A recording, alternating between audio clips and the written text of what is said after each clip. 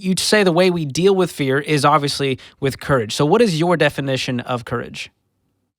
Yeah, courage is when you put your ass on the line, right? Morally or physically, right? We've often said there's two kinds of courage. There's the moral courage and there's physical courage.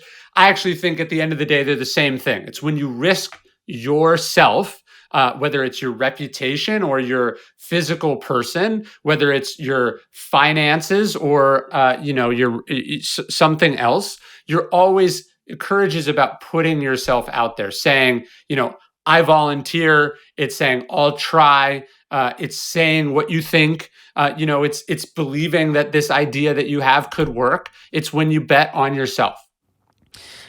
When I think about courage, you kind of go, well, that person's a courageous person.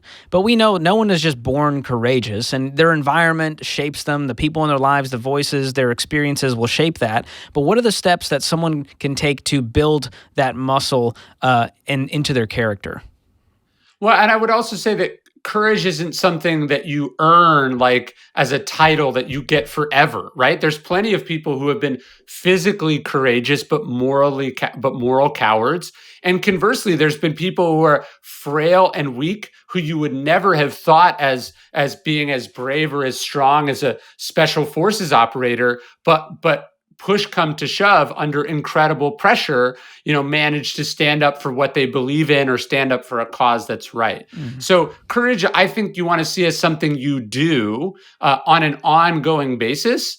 And what my premise of the book, and I sort of talk about this a little bit in the conclusion, I think it's preposterous to describe yourself as courageous or cowardly, right? I think it's more something that you try to do on a daily basis. More often than not, do you let fear guide you, or do you do the braver, stronger thing? So as we think about how we apply this in our life, one question I like to ask is, well, what would the world look like if everyone acted this way, right? If everyone decided, well, I can't risk my stuff for this, right? And I think we see this in Washington, we see this in business, we see this in life.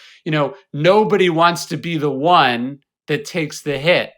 They're waiting for the right moment. But of course, there never is a right moment. This is an excuse to not have to make yourself vulnerable. Yeah, and it makes me think of the fact that everyone's kind of looking to you and you're feeling the weight of that decision going, how are people going to feel about me and this decision? Are they going to like me? Are they going to hate me? What's the feedback going to be like? And it brings me to this question, because in this book, in the section, you say the world is asking about your courage every single day. What do you mean by that? Well, yeah, it's the idea that it's not a one-time thing. It's not just, oh, I served in World War II and I was courageous then.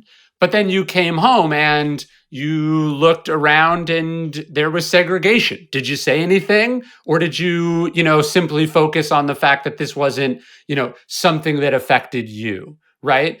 So when we think about courage, we think about it as a constant question that the world is asking you. Are you going to do the right thing, or are you going to do the easier, more expedient thing? And I think, again, it's about pushing yourself, especially as you get older, especially as you have more leverage and confidence in yourself.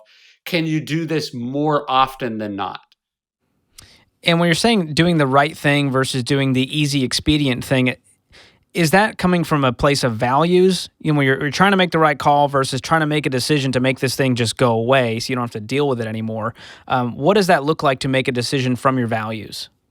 Well, I think values are an essential part of courage, because there's a great quote from the poet Lord Byron. He says, the cause makes all that hallows or degrades courage in its fall. Meaning that to be courageous for the wrong thing is not something we admire, nor is it particularly meaningful. So when we think about courage, it has to be paired with values, or else it's just jumping out of an airplane for the hell of it, right? I was talking to a special forces operator, and he was talking to me. He's like, we always have this example of throwing yourself on a grenade, right? He says, if you can avoid throwing yourself on the grenade and no one will get hurt, well, then to throw yourself on the grenade is stupid, right? it's suicidal, right? This goes to the idea of recklessness versus cowardice on a spectrum. It matters who you're doing it for, and it matters what you're doing it for, right? I contrast sort of two examples of courage in the book. For instance, Reed Hastings deciding to burn the boats behind him, get rid of the DVD business for Netflix to become a streaming company. That's an immensely courageous thing to do, right? That's extremely difficult. I think about I contrast this with the decision of the CEO of CVS several years ago to stop selling cigarettes. Right, this is something that cost the company several $billion a year in revenue. Now, do they both require courage? Yes, because there's uncertainty. You're potentially risking something to potentially gain something. But in the case of CVS, this is of real societal value beyond just being a positive move for the business, right? And in fact, they see that cigarette sales nationally decrease as a result of CVS. So CVS takes the hit, but society captures the benefit of this. The other example I contrast this with: imagine you're Michael Jordan and you decide to leave the Chicago Bulls to pursue baseball. Again, the stones that takes to do are immense, right? You're the best in the world at something, and you're going to go be not as good at something. Everyone's questioning you. Everyone's doubting you. It's costing you millions of dollars, right?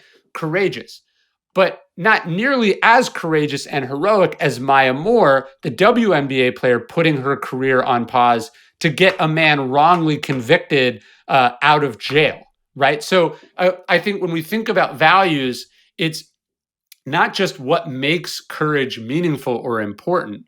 To be courageous but be an asshole is not important, or is not what we're talking about. But it's also a way to elevate courage to an almost transcendent level that very few of us have the opportunity to do.